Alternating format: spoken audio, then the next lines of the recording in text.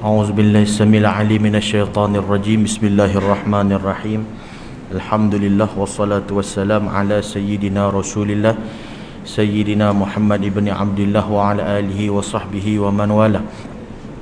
نوينا التعلم والتعليم والتذكر والتذكير نفع والانتفاع إفادة والاستفادة والدعاء إلى الهدى والدلالة على الخير والحث على التمسك بكتاب الله وسنة رسوله صلى الله عليه وسلم ولا حول ولا قوة إلا بالله العلي العظيم. وصلى الله على سيد المرسلين وعلى آله وصحبه أجمعين والحمد لله رب العالمين وثم أما بعد. Assalamualaikum warahmatullahi wabarakatuh. Alhamdulillah, segala puji dan syukur hanya sanya bagi Allah Jalla Jalaluhu wa Ta'ala fi'ala, atas limpah kurnia dan belas ihsan daripada Allah dengan nikmat yang diberikan kepada kita di malam yang penuh dengan barakah ini. Dapatlah sekiranya kita untuk mengisi ruang masa yang ada dengan perkara-perkara untuk mendekatkan diri kita dengan Allah Subhanahu wa Ta'ala, dengan usaha-usaha untuk meraih redha Allah serta meraih kasih dan sayang daripada Nabi kita Muhammad sallallahu alaihi wasallam. Mudah-mudahan usaha kecil kita diberikan ganjaran serta pahala yang berlipat kali ganda daripada Allah Subhanahu wa Ta'ala.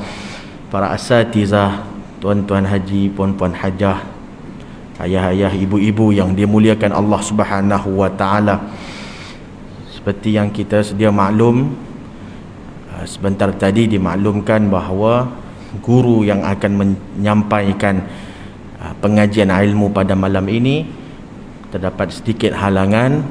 Jadi saya mengambil peluang juga dengan izin daripada Allah Subhanahu wa Ta'ala untuk kita mengisi juga ruang ini kerana mengikut dan juga kerana kita mengambil keberkatan yang telah dikurniakan Allah Ta'ala, khususnya pada dalam 24 jam kehidupan kita, seperti yang saya pernah sebut pada pertemuan yang awal pada itu hari, iaitu ada waktu-waktu yang mana turunnya rahmat daripada Allah dan keberkatan daripada Allah pada waktu-waktu tertentu, antaranya bainal maghrib wal isya. Maka tuan-tuan yang dimuliakan Allah Subhanahu wa Ta'ala, pada pertemuan yang sebelum ini, semasa saya berada di sini, berada di hadapan ini, saya ada menyebutkan tentang asyaratul asya' minal jafa, 10 perkara yang mengeraskan hati, yang mana telah disusun oleh Al-Imam Sufyan bin Thawri rahimahullahu ta'ala wa nafa'ana bi'ulumihi fid darain amin insyaAllah.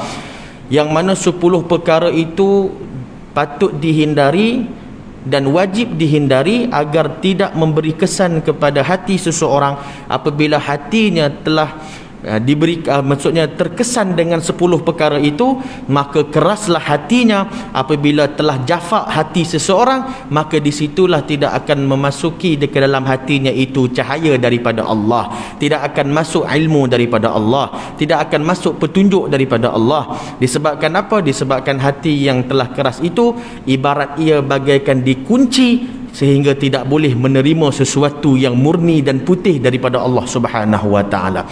Maka 5 perkara telah kita sebutkan pada pertemuan yang sebelumnya, dan insya-Allah kita cuba untuk mengambil sebahagian daripada yang baki daripada apa yang disebutkan itu hari, untuk sama-sama kita ambil barakah dan keberkatannya insya-Allah taala.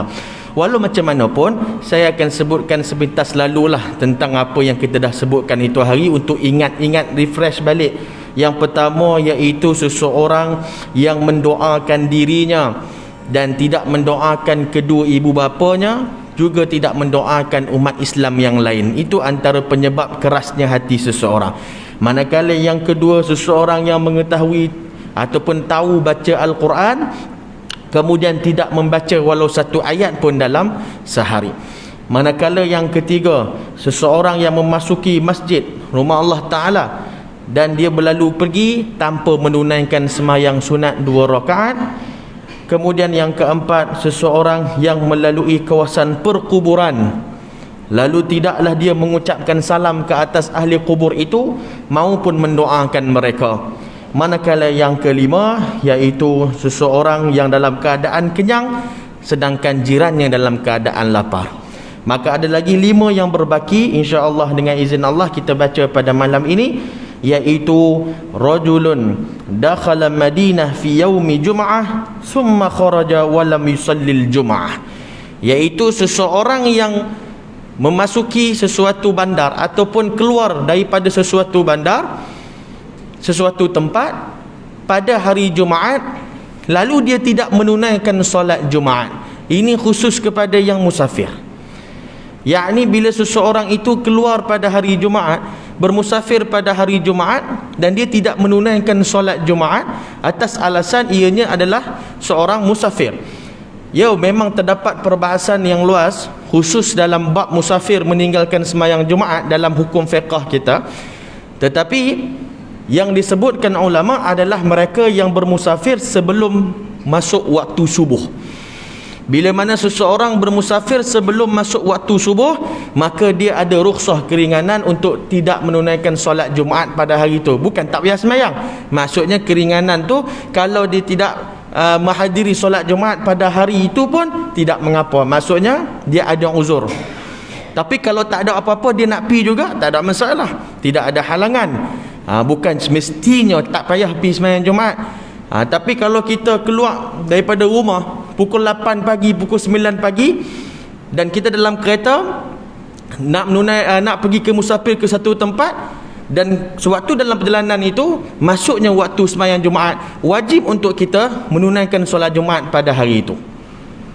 Cuma iyalah, hari ini situasi mungkin berubah, mungkin berbeza, kerana masih ada lagi beberapa negeri yang tidak maksudnya menjalankan walk-in untuk sembahyang Jumaat. Masih ada yang berdaftar dan sebagainya. Mungkinlah di situ mungkin ada rukhsah lain, ada orang kata keringanan lain pula, halangan lain yang menyebabkan dia tak dapat menunaikan sembahyang Jumaat. Jadi apakah kita sebutkan hikmah dia? Seseorang yang mana pergi bermusafir, dia meninggalkan sembahyang Jumaat, maka menyebabkan hatinya jadi keras.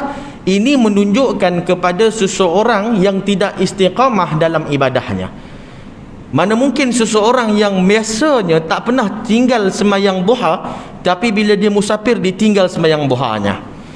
Ya, benda tu tidak menjadi hukum dosa ke atas orang itu.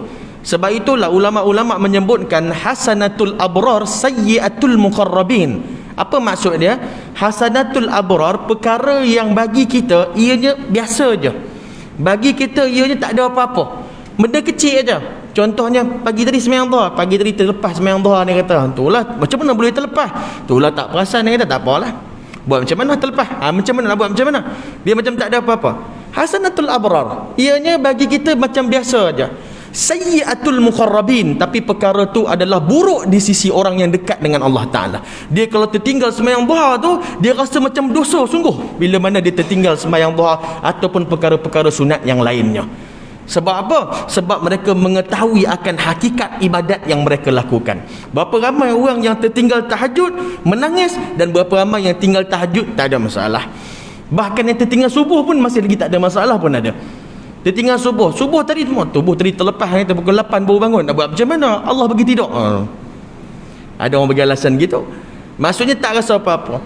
Kalau ada ulama-ulama, ada para wali min auliya'illahi salihin, ada di kalangan mereka yang tertinggal tahajud menangis satu hari satu malam, bukan tertinggal sembahyang subuh. Menunjukkan bahawa seseorang yang bila hatinya telah melekat dengan sesuatu ibadah, maka walau ke mana sahaja dia pergi, dia tidak akan meninggalkan perkara tersebut. Maka itu perlu dijaga supaya kita tidak terlepas salli ala sayyidina Muhammad, terlepas pandang dalam bab hukum menunaikan sembahyang Jumaat. Kemudian yang seterusnya, rajulun aw imra'atun nazala fi mahallatihi ma'alimun, seseorang yang mana telah turun dan satu orang alim di tempatnya, satu orang ulama di tempatnya, walam yadhhab ilaihi ahadun liyata'allama minhu syai'an minal ilmi. Tidak ada satu orang pun, maksudnya bukan tidak ada satu orang lah, maksudnya bila turunnya satu orang ulama di tempatnya, mereka tidak pergi untuk ambil ilmu daripada ulama tersebut. Ni kita di zaman kita ni zaman yang dipermudahkan Allah Subhanahu wa taala. Zaman ayah-ayah dulu, saya yakin dan pastilah, mungkin saya tak hidup zaman ayah-ayah dulu, tapi kita tahu daripada apa yang kita baca, daripada apa yang kita dengar, kita tahu orang dulu kalau nak mengaji susah. Maksudnya dia nak kena bawa kitab, nak kena pergi cari tok guru dekat pondok-pondok, nak kena keluar daripada rumah, nak kena keluar negeri dia. Macam Imam Syafi'i rahimahullah ta'ala. Imam Syafi'i, masa dia kecil, mak dia hantar dia pergi mengaji. Mak dia hantar dia pergi mengaji. Kiranya kalau orang dulu ni, zaman Imam Syafi'i ke zaman-zaman tu, bila anak nak pergi mengaji ni, kira salam peluk tu, dia anggap itu macam ibarat salam perpisahan yang terakhir dah. Pasal apa? Zaman tu tak ada telefon lagi, kita tahu, tak ada internet, tak ada apa semua. Jadi bila anak dia pergi mengaji, bukannya pergi seminggu 2 minggu lepas tu balik, confirm dah pergi tu sampai bertahun-tahun. Dan kita pula dalam proses bertahun-tahun tu pula, kita tak tahu apa yang terjadi. Mungkin maknya meninggal dulu, mungkin anaknya meninggal, tak tahu berita. Kalau anak dia balik nanti, ada lagi, hidup lagi, alhamdulillah. Jadi pergi mengaji. Bila pergi mengaji itu lama mengaji, bertahun-tahun. Satu hari mak pada Imam Syafi'i ini pergi buat haji. Pergi buat haji di Makkah. Bila selesai haji itu, dia tengok dekat Masjidil Haram tu ada orang mengajak. Ada Tok Syekh di tengah mengajak. Tok Syekh ni bila dia mengajak, dia sebut, telah berkata guru kami Imamuna Syafi'i, telah berkata guru kami Imam Syafi'i, telah berkata Syekh kami Imam Syafi'i. Jadi maknya ni tertarik, dia tanya dengan Syekh tu, siapa Imam Syafi'i ni? Sebab anaknya Muhammad bin Idris Asy-Syafi'i lah, nama Imam Syafi'i Muhammad bin Idris. Lalu gurunya mengatakan, Syekh tu mengatakan, guru kami namanya Muhammad bin Idris Syafi'i, berasal dari tempat sekian. Maka maknya pun dah seronok. Maksudnya anak ni dah jadi ulama besar, sampaikan kalam perkataan anaknya itu diambil oleh Syekh untuk disampaikan. Allahumma salli ala sayyidina Muhammad. Lalu Imam Syafi'i beritahu pada Tok Syekh tersebut, yang merupakan anak murid kepada anaknya lah, beritahu kepada Imam Syafi'i, beritahu kepada Muhammad bin Idris, kalau dia nak balik dah boleh balik dah. Pasal apa? Dulu masa nak hantar anak dia pergi mengaji, mak dia kata apa? Selagi taklim jangan balik. Selagi taklim jangan balik. Salli ala sayyidina Muhammad. Pasal apa? Pasal pentingnya ilmu yang nak dibawa kepada umat Nabi Muhammad SAW. Lalu mak dia kata kalau nak balik dah boleh balik dah. Jadi ringkas cerita, pergilah jumpa dengan Imam Syafi'i. Jumpa dengan Imam Syafi'i, nak dia buat balik, nak beritahu, kata mak dia dah suruh balik, mak dia bagi balik. Imam Syafi'i pun siapkan barang-barangnya, siapkan barang-barang apa semua untuk. Jadi bila Imam Syafi'i nak balik ke kampung dia, orang kampung pakat duk bagi hadiah lah. Pakat bagi hadiah tu macam-macam lah. Kalau zaman sekarang ni mungkin bagi jubah ke, bagi tu lah. Jadi banyaklah buat balik barang-barang. Bukan Imam Syafi'i beli, tapi orang bagi hadiah. Sampai sahaja di perkampungan Imam Syafi'i, Imam Syafi'i tunggu di pintu maksudnya pintu nak masuk kampung, belum masuk rumah lagi. Ni kampung dia, hujung kampung. Imam Syafi'i tunggu. Imam Syafi'i hantar anak-anak murid dia pergi jumpa dengan ibuku, bagi tahu kepada dia yang aku dah sampai di hujung kampung. Mungkin kalau kita sekilas pandang cerita tu, kita akan rasa macam kenapa perlu sampai bagi tahu? Maksudnya balik je lah. Nak suruh mak dia hampak kapet merah dulu ke macam mana ni? Maksudnya nak suruh sambut, macam nak buat persiapan dulu ke? Sampai nak kena bagi tahu daripada jauh? Mai je lah. Tak, ini adalah adab-adab Islamiah yang diajarkan dalam Islam, yang banyak hari ni orang terlepas. Nak mai rumah orang bagi tahu. Tak ada surprise dalam adab Islam. Tak ada pergi duduk depan rumah dia, Assalamualaikum, sampai rumah, Assalamualaikum. Kadang-kadang telefon, Assalamualaikum, ada mana? Ada kat rumah ni, aku ada kat depan rumah hang ni. Ini benda yang tidak patutnya dibuat dan tidak dipraktikkan dalam adab-adab Islam ya. Sebab apa? Kemungkinan besar kedatangan kita ke rumah tuan rumah itu tidak memberi kesenangan kepada tuan rumah. Mungkin waktu dia nak rehat, mungkin waktu tu dia tengah nak makan, mungkin dia nak bersama dengan keluarga. Ada yang jenis mungkin 6.30, mungkin 6.45 pergi rumah orang. Ada jenis tu 6.45 dia pergi rumah orang, kan nak maghrib lah, makan matahari rembang lah, hidup menyembah sampai pukul 8, 9. Ada yang jenis pukul 12 malam pergi rumah orang. Jadi itu tidak dipraktikkanlah adab-adab Islamiah lah. Kita lebih tahu benda tu. Alhamdulillah kita diberikan kefahaman itu melalui hasil tarbiyah daripada orang-orang tok nenek moyang kita. Alhamdulillah. Jadi anak murid dia pun pergi jumpa dengan mak dia. Imam Syafi'i dah sampai. Allahumma salli ala sayyidina Muhammad. Sampai saja di situ, mak dia kata, Syafi'i bawa balik apa? Mak dia tanya, Syafi'i bawa balik apa? Anak murid dia kata, bawa macam-macam makcik. Tapi dia tak cakap macam ni lah, ni saya translate Kedah lah bunyi dia. Dia cakap Arab lah. Jadi dia kata balik macam-macam, ada dengan macam-macam baju lah, dengan macam-macam lah benda dia bawa balik. Lalu mak dia kata, Habaq dengan Syafi'i jangan balik rumah, pergi sana balik, aku hantar suruh balik ilmu. Dia bawa balik buat main harta dunia pula mai. Dia bawa balik harta dunia pula mai ke rumah aku. Aku suruh dia pergi sana bawa balik ilmu, dah suruh dia balik ke sana balik. Bayangkan bertahun tak jumpa ni. Dah kata hebatnya perjuangan orang-orang dulu-dulu. Sallallahu alaihi wasallam Muhammad. Lalu anak murid dia bagi tahu Imam Syafi'i. Imam Syafi'i pun kata, apa siapa cakap macam tu? Ini kan hadiah daripada orang. Baiklah, Imam Syafi'i kata, kumpulkan anak murid dia semua harta-harta yang dia bawa ni pergi bahagikan pada orang kampung. Sekarang juga. Jangan biar satu pun berbaki. Jadi pakat pergi bagi ya. Bahagi, habis tinggal kitab je. Lalu hantar balik anak murid dia, jumpa dengan mak dia, bagi tahu apa? Imam Syafi'i balik dah, harta semua dah bagi. Sekarang tinggal kitab dengan ilmu aja. Sekarang suruh dia balik macam tu. Wassallallahu ala sayyidina Muhammad. Nak bagi barakah ilmu dia. Jadi sebab apa?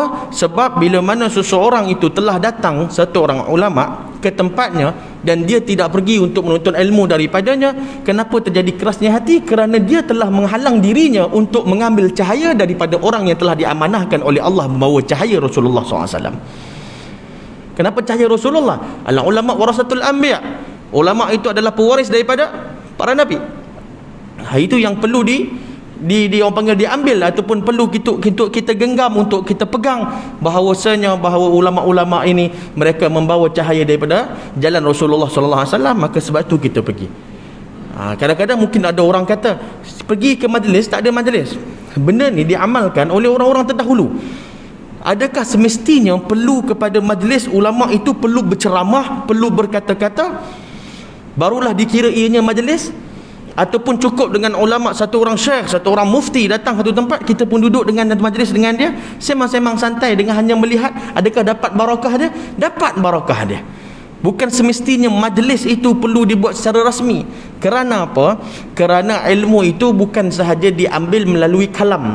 Ilmu itu boleh diambil dengan dilihat adabnya, dengan dilihat cara berkatanya, dengan dilihat cara berjalannya, semuanya boleh diambil. Kerana itulah para sahabat mengambil ia daripada Rasulullah sallallahu alaihi wasallam dengan melihat akhlak Nabi Muhammad sallallahu alaihi wasallam. Berapa ramai yang memasuk Islam daripada zaman Nabi Muhammad? Kerana apa? Kerana terpesona, kerana tertarik dengan keindahan akhlak baginda Rasul sallallahu alaihi wasallam. Ini tuan-tuan yang dimuliakan Allah Subhanahu wa taala. Maka sebab itulah pentingnya, seperti mana kita dengar satu orang ulama yang masyhur, yang mana namanya itu disebut dalam banyak-banyak kitab, bahkan kita tidak asing lagi dengan namanya, Al-Syekh Abdul Qadir Jalani rahimahullahu taala. Satu orang ulama besar, satu orang wali min auliyaillah salihin. Masa dia kecil, datang satu orang alim ke tempatnya, satu orang ulama ke tempatnya. Jadi ketika itu maknya bagi tahu kepada dia, pergi ke tempat orang alim itu, minta doa daripada dia supaya kau ni jadi anak yang soleh, jadi orang alim, jadi ulama. Maka Syekh Abdul Qadir Jalani yang masih kecil waktu itu kata baiklah, dia pun nak pergi. Bila dia nak pergi ke sana, datanglah dua orang lagi yang juga dalam perjalanan nak berjumpa dengan Syekh tersebut. Ada tiga orang lah, maknanya termasuk dengan dia, cuma dia masih budak. Sampai di sana, tiga orang ini, pertama yang budak tadi tu, yang keduanya ada satu orang ahli perniagaan. Dia berniat daripada rumah dia nak pergi jumpa dengan syekh tu, agar syekh tu mendoakan supaya perniagaannya maju. Itu. Yang ketiga ni pula, dia ni pun ustaz juga. Dia ustaz jugalah, kiranya dia ada ilmu juga. Tapi apa dia punya niat dia ketika itu? Niatnya bukan untuk pergi minta doa atau pergi ambil keberkatan, tidak. Niatnya pergi berjumpa dengan syekh tu, nak pergi tengok betul ke alim sangat ke, pergi ngetes, nak ngetes seorang tu. Dia pergi tengok betul ke alim sungguh ke ni. Dengar cerita begah sangat daripada utara sampai selatan, kata hebat sangat, main nak test sekali. Dia nak test. Jadi sampai di situ, duduk saja dalam majlis, syekh tu pun keluar. Maka syekh tu pun pegang budak ni, syekh kata, engkau akan dapat seperti mana yang engkau niatkan. Engkau niat supaya aku memberi doa kepada, supaya aku berdoa kepada Allah agar Allah jadikan kau orang yang soleh, maka aku doalah untuk itu. InsyaAllah mudah-mudahan jadi orang baik, jadi ulama. Maka budak itu membesar menjadi Syekh Abdul Qadir Jalani. Syekh Abdul Qadir Jalani rahimahullahu taala, satu orang ulama, keturunan Nabi SAW, dan Dan daripada jasanya lah beliau mempunyai seorang anak murid. Bukan anak murid ni ramai, anak muridnya banyak, tapi ada salah seorang anak muridnya. Jasa daripada Syekh Abdul Qadir Jalani, beliau mempunyai salah seorang daripada anak murid beliau yang bernama Syekh Abdullah Qumairi daripada Yaman. Syekh Abdullah Qumairi Al-Yamani rahimahullahu taala telah datang bersama dengan rombongannya sebanyak 11 orang turun ke satu tanah, turun ke satu bumi, iaitu bumi Kedah Tua, yang mana membawa Islam yang pertama di tanah Melayu ini. Ketika mana zaman Raja Praong Mahawangsa, lebih kurang raja yang ke-7 atau raja yang ke-9, Raja Kedah, keturunan Merong Mahawangsa. Sebelum itu dipanggil raja, tak dipanggil sultan kerana belum Islam. Lalu raja yang ke-7 ataupun raja yang ke-9 ini telah datang dakwah daripada Syekh Abdullah Qumairi, yang mana kalau tuan-tuan pergi kat Kedah, dia ada satu panggil Gunung Jerai tu, naik di atas tu kita panggil Padang Tok Syekh tu. Padang Tok Syekh itulah tempat Islamnya ramai-ramai orang. Maka dibawa Islam, didakwahnya Islam. Alhamdulillah, raja itu masuk Islam, ditukarkan namanya kepada Sultan Muzaffar Shah. Dan sampai ke hari ini Islam kembang ke tanah kita. Jasa daripada itulah. Daripada apa? Daripada adab-adabnya mereka dengan para ulama, adabnya mereka dengan orang saleh, maka tersebarnya Islam ke tempat kita. Maka kat situ jugalah dikatakan dalam satu riwayat, raja ataupun sultan ketika itu memberikan satu mangkuk tu mangkuk mahal, mangkuk yang dibuat daripada bahan yang berharga kepada Syekh Abdullah Qumairi. Bila diberikan pada Syekh Abdullah Qumairi, rupanya mangkuk itu ketika zaman sebelum Islam, mangkuk itu digunakan untuk benda-benda yang khurafat. Maksudnya benda-benda tak baik lah, benda-benda haram, wallahu alam lah, ataupun macam mangkuk pak belalang buat nak cari lembu ke apa macam tu lah. Maksudnya benda khurafat. Lalu Syekh mendapatkan mangkuk itu, Syekh pecahkan mangkuk tu. Bukan tanda biadab dengan raja ketika itu, tak, tetapi sebagai simbol pecahnya mangkuk itu, maka amanlah negeri ini daripada perkara-perkara khurafat. Sebagai simbol. Maka mangkuk dalam bahasa Arab namanya qadaha. Inkasar hadhil qadaha wa hadhil qadaha darul aman. Pecahnya mangkuk itu, maka amanlah negeri ini. Itu Kedah Darul Aman tu. Dulu mula-mula kita tengok apa makna Kedah, sebab tahu daripada makna mangkuk tu. Ada orang kata maksudnya apa? Maksudnya banyak kat sana banyak mangkuk ke? Bukanlah. Tapi maksudnya daripada salah satu riwayat mengatakan itu. Poin yang saya cuba sampaikan, apakah jasa daripada ulama-ulama terdahulu? Kerana orang-orang terdahulu beradab dengan para ulama, maka tersebarlah Islam ke tanah kita sampai ke hari ini kita beramal dengan mudah, alhamdulillah. Itu yang seterusnya. Apakah yang menyebabkan hati jadi keras? Rajulun da'ah rajulun ila dhiyafatin falam yadhhab ila dhiyafah. Seseorang yang telah menjemput seseorang ke majlisnya, lalu dia tidak pergi ke majlis ataupun tidak menerima jemputan tersebut. Ini pun sebagai salah satu dikatakan apa? Penyebab hati menjadi keras. Dia dijemput tapi tidak pergi. Walhasilnya, mengikut kepada hukum dalam fiqh kita, bila mana seseorang dijemput ke walimatul urus, hukumnya wajib pergi bila dia dijemput. Melainkan dia ada apa-apa halangan, dia perlu maklumkan. Majlis lainnya sunat. Walau macam mana pun, tuan-tuan, ibu-ibu yang ayah dimuliakan Allah Subhanahu wa taala, bila mana majlis itu bercampur dengan perkara maksiat dan mungkar, maka tidak lagi ada kewajipan wajib pergi. Kadang-kadang kita bila tengok majlis itu dah bercampur dengan perkara-perkara yang tidak dibenarkan dalam Islam, seperti ada pencampuran yang tidak baiklah, seperti ada apa-apalah, maksudnya dedah aurat ke apa. Kalau tetamu yang main dedah aurat tu tak ada masalah lah, bukan tugas kita lah. Tapi contohnya majlis itu ada persembahan nyanyian daripada artis yang tak tutup aurat, jelas-jelas perkara situ adalah perkara yang bercampur, bahkan haram pula kita pergi kat situ. Jadi bila seseorang itu dijemput untuk hadir ke satu majlis dan dia tidak pergi tanpa apa-apa uzur syar'i, maka itu adalah penyebab hatinya menjadi keras. Menyebabkan hati jadi keras. Maksudnya kat situ tak ada orang kata satu hubungan kasih sayang sesama umat Islam.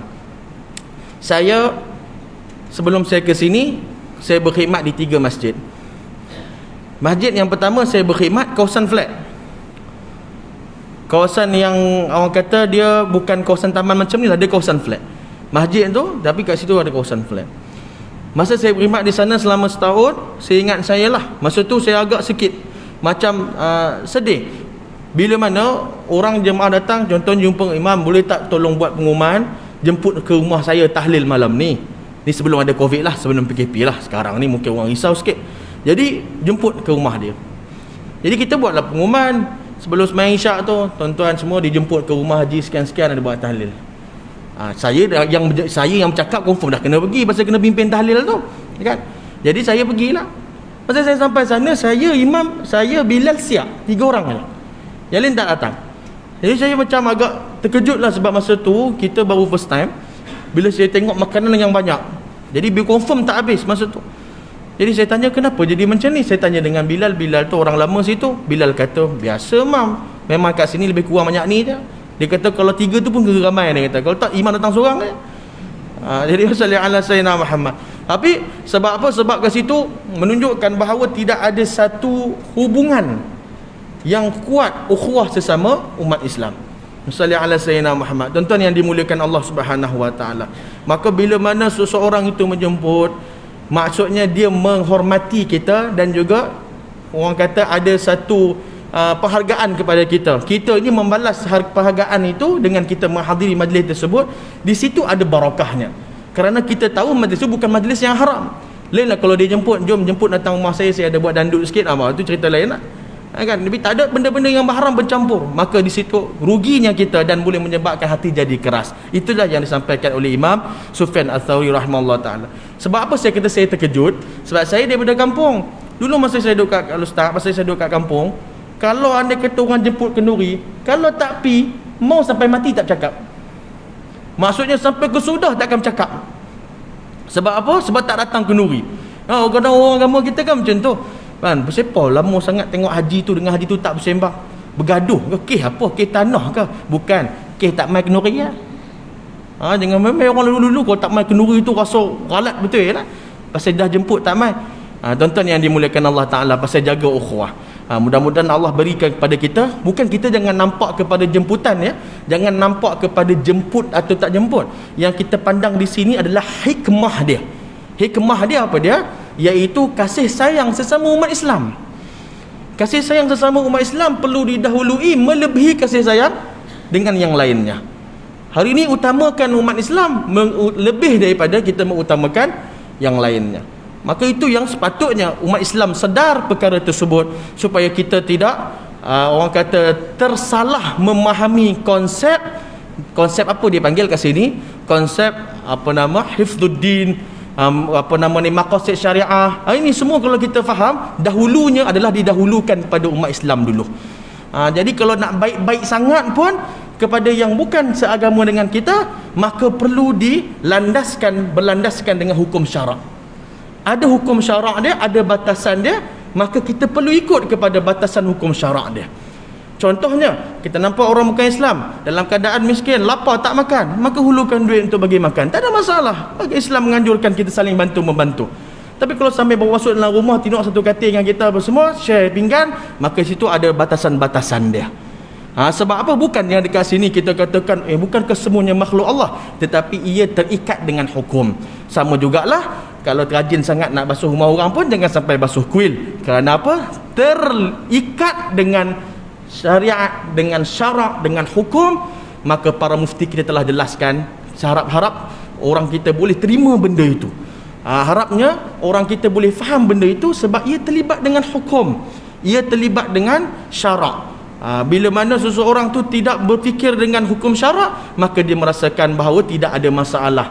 Sedangkan sallallahu alaihi sayyidina Muhammad, ibarat dia datang satu orang, tolong saya nak minum arak, saya tengah susah, saya tengah haus arak, tuan-tuan bagi cawan pada dia. A'ana alaih, Nabi kata, siapa yang menjual arak atau membeli arak, wa man a'ana 'alaiha, Nabi kata siapa yang membantu dalam jualannya, tolong tolak troli arak pun dilaknat oleh Allah Subhanahu wa taala. Jadi tak boleh buat main hukum, nak buat macam mana? Kan kita memang jelaskan berdasarkan hukum syarak, dan kita takkan bercakap melainkan mufti telah mengatakan ya dah cukup, mufti dah sepakat, alhamdulillah, tak boleh buat apalah. Sebab tu benda tu penting untuk difahami. Kesiannya pada anak-anak muda, kalau ayah-ayah semua alhamdulillah lah, anak-anak muda merasakan benda tu tak ada apa-apa lah, biasa je. Ini satu dipanggil, satu orang kata bantu membantu. Bukan tak boleh bantu rumah, boleh suci, Kita nak basuh kereta pun boleh, tapi main dengan kuil rumah ibadat seakan-akan tadi kita baca dalam maghrib, kenapa diulang 2-3 kali, kenapa baca lagi dalam ni, bukan semalam dah baca ke, bukannya minggu lepas dah baca ke? Sebab kita nak memahami akan makna ayat tersebut, lakum dinukum wali din. Kamu agama kamu, kita agama kita, ada batasan dia. Supaya orang Islam kita memahami batasan tersebut. Kalau orang kafir menjemput ataupun orang bukan Islam menjemput kita untuk pergi ke majlisnya, apa pula hukumnya? Ulama kata tidak ada masalah untuk hadir, selagi mana ianya masih lagi dibatasi dengan batasan syarak. Tak ada masalah. Kita hidup hari ini dengan masyarakat majmuk, ada orang Cina atau yang bukan Islam lah jemput kita, jom datang birthday party anak, kita pun pergi. Tapi bila nak makan tu kita kena hati-hati lah. Tak boleh lah kita main celup aja. Ustaz Ahmad tengok sedap je kari ni, dah masuk-masuk nanti barulah termenung seorang-seorang, kan susah juga.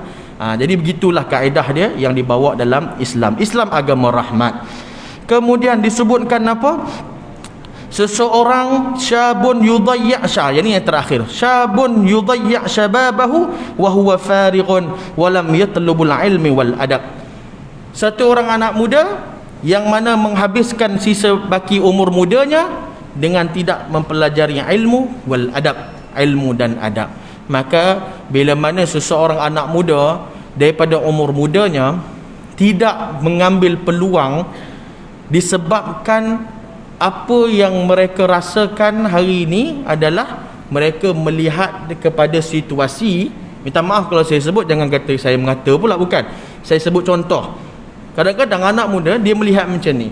Dia tengok awam masjid, orang saya cakap sebab saya orang muda. Jadi kita dekat ada seorang muda, dia tengok yang datang masjid ni kebanyakan ayah-ayah. Nanti tunggu aku jadi ayah-ayah baru aku pergi. Dia ingat macam tu. Tapi dia tidak faham satu benda. Ayah-ayah yang datang masjid tu yang memang diberikan izin oleh Allah datang. Mereka yang belum jadi ayah-ayah ni takut tak sempat ayah tu. Tak sempat ayah tu nanti. Maksudnya macam ibarat kita katakan satu orang yang naik bas, dia naik bas daripada KL ni, daripada Shah Alam nak pergi ke Johor. Bas yang dia naik pergi ke Kedah, dia takkan sampai. Bila mana driver bas kata, "Makcik turun, salah bas ni. Bas ni nak pergi ke utara, makcik nak pergi selatan." Tak apalah, dia kata mana tahu-tahu kokok ujung-ujung sampai juga. Itu jam. Dia kata kalau kokok lah nanti mana tahu driver tu pusing. Yang tu kita tak tahu tu. Maksudnya berapa ramai orang yang beramal yang tidak beramal dengan amalan ahli syurga tapi mengharapkan balasan syurga.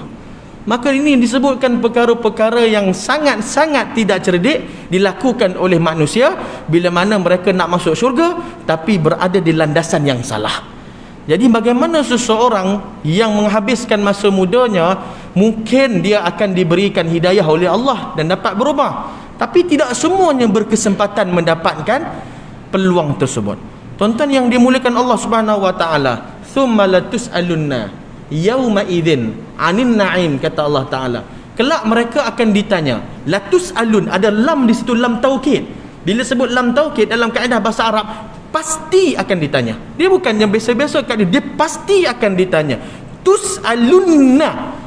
Bila ada alunna di situ, ada nun taukid pula belakang, maksudnya nun penguatnya. Yauma idzin, pada hari akhirat kelak, anin na'im, akan nikmat-nikmat yang Allah kurniakan kepada kamu. Nikmat apa? Nikmat umur, nikmat harta, segala nikmat-nikmat yang Allah berikan kepada kita, itu semua akan dipersoal oleh Allah Subhanahu wa taala. Kemana dihabiskan waktu muda? Kemana dihabiskan harta? Maka anak-anak muda perlu kepada satu tarikan kepada mereka untuk mereka dekat dengan ulama, untuk mereka dekat dengan rumah Allah, untuk mereka dekat dengan agama. Kita tahu bila kita tengok keadaan anak muda pada hari ini, kita bimbang. Khususnya bagi mereka yang berada di medan dakwah, maka mereka akan tersangat bimbang bila mana mereka melihat anak-anak muda yang semakin tidak dapat dikawal dengan pergerakan mereka, dengan aktiviti mereka, dengan apa yang mereka lakukan di luar sana. Bahkan yang kita lebih bimbang, berapa ramai anak muda pada hari ini yang terlibat dengan pemahaman liberalnya, yang terlibat dengan pemahaman sekularnya, yang terlibat dengan pemahaman inginkan kebebasan, bahkan kebebasan dalam beragama, wal'iyadzubillah, maka mereka akan dipertanggungjawabkan depan Allah Ta'ala. Maka perlu ada suatu usaha, perlu ada satu gerakan yang membantu mereka ini. Kita mungkin kalau tidak terlibat dengan media sosial, kita tidak takut, tuan-tuan dan puan-puan yang dimuliakan Allah Ta'ala. Tapi bagi mereka yang terlibat dengan media sosial, tanyalah kepada mereka. Kalau kita hari ini koman-koman pun kita main Facebook je lah, koman-koman pun kita main WhatsApp je lah. Tapi cuba tanya kepada mereka yang ada Twitter. Saya tak ada Twitter, tapi saya ada orang-orang yang ada Twitter. Saya bertanya kepada mereka, apa yang kamu nampak dalam Twitter? Dia kata, cuba buat Twitter. Senang, dia kata, bagus untuk berdakwah. Saya masuk Twitter, saya buat akaun saya sekali je lah, minta tolong member buatkan. Bila saya masuk dalam Twitter, satu benda, satu fenomena baru yang saya nampak, kehancuran anak-anak muda yang sangat-sangat membimbangkan, kehancuran anak-anak muda yang sangat menakutkan. Wallahi, ibu-ibu dan ayah-ayah akan mengalirkan air mata kalau melihat apa yang mereka bualkan dalam media sosial, khususnya dalam Twitter tersebut, tuan-tuan yang dimuliakan Allah Ta'ala. Belum bicara lagi yang bicara nak keluar agama, belum bicara lagi yang nak murtadnya, belum bicara lagi mereka yang masuk kelab malam dalam keadaan mereka induk anak gadis Melayu dan Islam. Maka mereka dalam keadaan begitu sebab apa? Kurangnya pemahaman dalam ilmu agama. Ialah kalau kita duduk dalam sekitar kita, kalau kita main bola pun duduk kat padang tu, duduk sebelah kita aja, kita rasa kita kuat lah, pasal kita duduk sebelah kita aja. Tapi bila mana musuh masuk, baru kita tahu, oh sebenarnya kita tak kuat sangat pun, banyak bocor. Jadi kita kalau duduk dalam lingkungan orang-orang yang agama, maka kita rasakan kita tak nampak kejahatan dia sebab kita duduk dalam lingkungan agama. Tapi bila kita keluar, kita lihat, wal'iyadzubillah, wassalli ala sayyidina Muhammad. Dulu nak tengok satu orang budak perempuan pakai tudung, hisap rokok dekat kedai makan, dekat tepi jalan, hisap vape kat tepi jalan, ibu-ibu dengan ayah cuba bayangkan apa rasanya seorang perasaan ibu dan ayah bila tengok anak perempuan dia pakai tudung macam tu, duduk kat tepi jalan, hisap shisha, hisap vape, hisap pot. Tak ke satu geremuknya hati mak dan ayah yang besarkan dia. Tapi hari ini berlaku, salli ala sayyidina Muhammad. Yalah, mungkin berlaku kalau kita tak nampak. Sebab apa? Sebab kita salli ala sayyidina Muhammad. Hatta saya sendiri pun, tuan-tuan, saya datang seorang, lepas tu saya balik rumah tidur. Tapi bila kita keluar ke kawasan-kawasan terbuka, baru kita nampak la haula wala quwata illa billahil aliyil azim. Yang kita bimbangkan bila mana mereka akan berhadap dengan Nabi Muhammad SAW di padang mahsyar. Wallahil azim, mengalir air mata Nabi SAW melihat keadaan umatnya. Apa yang mak ayah dia akan jawab depan Nabi Muhammad SAW? Apa yang kita orang surau nak jawab depan Rasulullah SAW? Setelah orang-orang dulu yang menjadi janda, ada yang jadi yatim piatu, ada yang hilang anak-anak, ada yang hilang segala-galanya untuk korbankan diri mereka agar agama ini sampai kepada kita. Tapi hari ini anak-anak muda kita, dia tak sembahyang, tuan-tuan. Hari ini ada anak-anak gadis kita yang tak tutup aurat, tuan-tuan. Ada yang terlibat dengan zina, wal'iyadzubillah. Ada yang terlibat dengan kehancuran. Maka kita bimbang bila nanti di hadapan Nabi, Nabi tanya. Di hadapan Rasulullah, Rasulullah tanya. Salli ala sayyidina Muhammad. Sayyidah Khadijah radhiyallahu anha ketika akhir-akhir hayatnya, ketika menyusukan anak, keluar darah daripada badannya kerana kesakitan. Keluar darah daripada badannya kerana kesakitan. Apa sebabnya? Kenapa mereka susah sampai sedemikian? Kenapa Nabi susah sampai sedemikian? Kerana nak menyampaikan Islam ini kepada kita. Lagi akan sedihnya hati Nabi Muhammad SAW melihat keadaan umat. Maka perlu ada usaha. Seteruk-teruknya, selemah-lemah imanlah kita katakan, kita berdoalah pada Allah banyak-banyak. Bila mana kita melihat situasi anak-anak muda pada hari ini, kita mengharapkan ada satu perubahan yang baik kepada mereka, insya-Allah taala. Bukannya kita merasakan itu bukan anak kita, maka tak, wala'iyadzubillah, tetap mereka itu adalah daripada generasi umat Nabi Muhammad SAW. Mereka adalah generasi pemimpin yang akan datang, tuan-tuan yang dimuliakan. Maka kita bersamalah kita pelihara 10 perkara yang disebutkan tadi. Mudah-mudahan Allah Ta'ala memberikan manfaat, memberikan keberkatan dunia akhirat, insya-Allah Ta'ala.